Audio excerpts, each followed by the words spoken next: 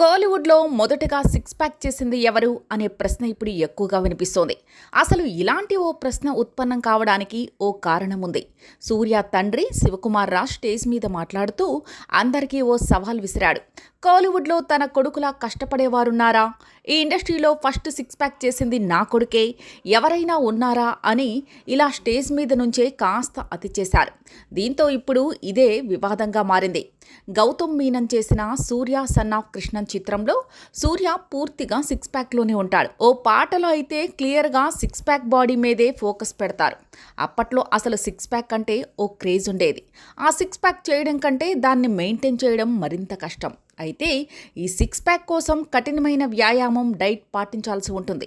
ఇక కోలీవుడ్లో తన కొడుకే మొదటిగా సిక్స్ ప్యాక్ చేశాడని శివకుమార్ అనడంతో రచ్చ మొదలైంది. సూర్యతో పాటుగా విశాల్, విక్రమ్ వంటి వారు కూడా చేశారు కదా అని కొంతమంది అన్నారు.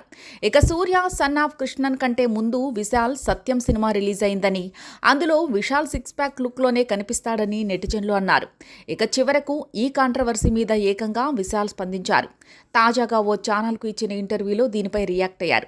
అందరికంటే ముందుగా సిక్స్ ప్యాక్ ట్రై చేసింది ధనుష్ అని, వెట్రిమారన్ మూవీ కోసం కష్టపడ్డాడు అని ధనుష్ గురించి విషయాలు చెప్పారు. ఆ తర్వాత సత్యం మూవీ కోసం తాను సిక్స్ ప్యాక్ చేశానని అన్నాడు. అయితే ఈ కమెంట్ల మీద కౌంటర్లు వేస్తున్నారు. ధనుష్ది సిక్స్ ప్యాక్ బాడీ అంటారా అని సెటైర్లు వేస్తున్నారు. మొత్తానికి ఈ సిక్స్ ప్యాక్ వివాదం మాత్రం ఇంకా ఇలా కంటిన్యూ అయ్యేలానే ఉంది.